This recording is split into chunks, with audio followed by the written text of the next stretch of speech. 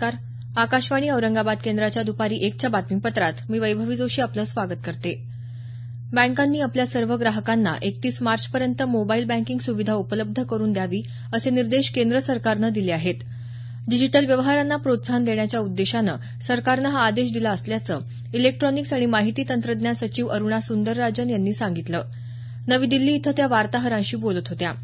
यासाठी सर्व बँकांनी राष्ट्रीय अभियान चालवण्यास सांगण्यात आलं आहे. जे ग्राहक यूपीआय किंवा भीम अॅपचा वापर करतात त्यांना थेट मोबाईल बँकिंगशी जोडलं जाणार आहे. स्टार्टअप उद्योगात महिलांचा सहभाग वाढावा यासाठी केंद्र सरकार त्यांना भांडवल आणि मार्गदर्शन उपलब्ध करून देणार असल्याचंही सुंदरराजन यांनी यावेळी सांगितलं. भारतात जागतिक बँकेची भागीदारी वाढवण्याची गरज असल्याचं केंद्रीय अर्थमंत्री अरुण जेटली यांनी म्हटलं आहे. जेटली यांनी जागतिक बँकेच्या मुख्य कार्यकारी अधिकारी क्रिस्टिलिना आय जिओर्जिवा यांची काल भेट घेतली त्यावेळी ते बोलत होते. भारतानं सध्या फक्त आंतरराष्ट्रीय पुनर्रचना आणि विकास बँक आयबीआरडीच्या माध्यमातून जागतिक बँकेची मदत घेण्याचा निर्णय घेतल्याचं जेटली यांनी यावेळी सांगितलं. बँक समूहात भांडवल वाढवण्याची गरजही त्यांनी व्यक्त केली. भारतीय प्रशासकीय सेवेचे वरिष्ठ अधिकारी अजय त्यागी यांची भारतीय प्रतिभूती नियामक महामंडळ सेबीच्या अध्यक्षपदी नियुक्ती करण्यात आली आहे. त्यागी यांनी मुंबई इथं सेबीचे माजी अध्यक्ष यूके सिन्हा यांच्याकडून अध्यक्षपदाचा कार्यभार स्वीकारला. त्यांचा कार्यकाळ 3 वर्षाचा असणार आहे. संरक्षण संशोधन आणि विकास संस्था डीआरडीओनं संपूर्ण स्वदेशी बनावटीच्या सुपरसॉनिक लक्ष्यवेधी क्षेपणास्त्राची यशस्वी चाचणी घेतल्याबद्दल पंतप्रधान नरेंद्र मोदी यांनी संस्थेच्या शास्त्रज्ञांचं अभिनंदन केलं आहे. ओडिसा किनारपट्टीजवळ अब्दुल कलाम बेटावर काल ही चाचणी घेण्यात आली. या क्षेपणास्त्रामुळे शत्रूच्या कमी उंचीवरील बॅलिस्टिक क्षेपणास्त्राचा वेध घेण्यास सक्षम तंत्रज्ञान विकसित करणारा भारत हा जगातला चौथा देश ठरला आहे. ही बाब देशासाठी गौरवास्पद असल्याचं पंतप्रधानांनी म्हटलं आहे. मुंबई महापालिकेत यंदा नव्यानं निवडून आलेल्या नगरसेवकांपैकी 19% नगरसेवक गुन्हेगारी पार्श्वभूमीचे असल्याचं एका अहवालातून समोर आलं आहे.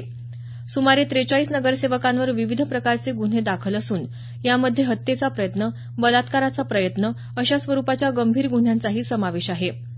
मतदानाबाबत मतदारांच्या उदासीन धोरणामुळे राजकीय पक्ष पैसा आणि शक्तीच्या बळावर निवडून येण्याची क्षमता असलेल्या उमेदवारांना प्राधान्य देतात असं मत निवडणूक विभागाशी संबंधित अधिकाऱ्यांनी व्यक्त केल्याचं पीटीआयच्या वृत्तात म्हटलं आहे.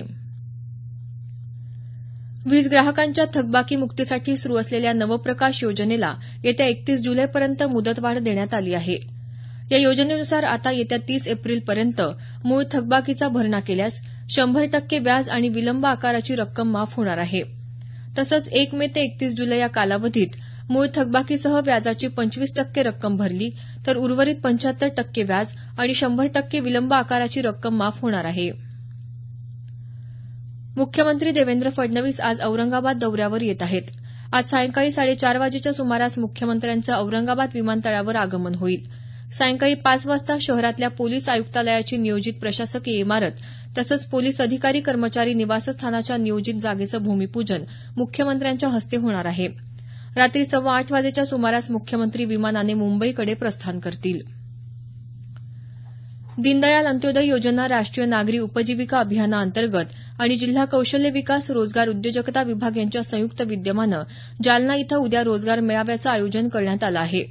शहरातल्या कृष्णराव फुलंब्रीकर नाट्यगृहात सकाळी 11 वाजता मेळाव्याला सुरुवात होणार आहे. पात्रतेनुसार सरळ मुलाखतीद्वारे उमेदवारांची प्रत्यक्ष निवड करण्यात येणार असून उमेदवारांनी शैक्षणिक कागदपत्रांसह उपस्थित राहण्याचं आवाहन करण्यात आलं आहे. भारताचा कर्णधार विराट कोहली याची भारतीय क्रिकेट नियामक मंडळ बीसीसीआयनं वर्षातील सर्वोत्तम क्रिकेटपटू म्हणून प्रतिष्ठेच्या पॉली उमरीगर पुरस्कारासाठी निवड केली आहे. तर अष्टपैलू खेळाडू रविचंद्रन अश्विनची दिलीप सरदेसाई पुरस्कारासाठी निवड झाली आहे. येत्या 8 मार्चला बंगळुरू इथं होणाऱ्या बीसीसीआयच्या वार्षिक पुरस्कार सोहळ्यात हे पुरस्कार प्रदान केले जाणार आहेत. याबरोबरच हे बातमीपत्र संपलं. आमचं यानंतरचं बातमीपत्र सायंकाळी 5:25 वाजून